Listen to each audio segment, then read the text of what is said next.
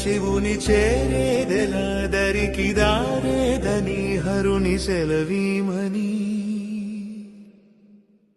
నీదే కదా తనువు నీవే కదా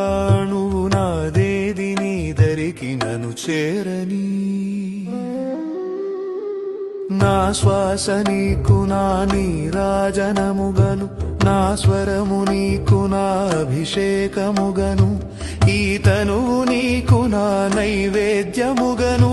నా కర్మలే నీకు పరిచర్యలుగను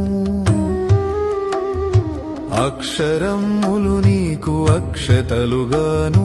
పదమాలలను నీకు పూమాలికగను కరతాళ ధ్వనులివే మేళతాళాలుగను సేవించనా నిన్ను నీ భక్తునిగను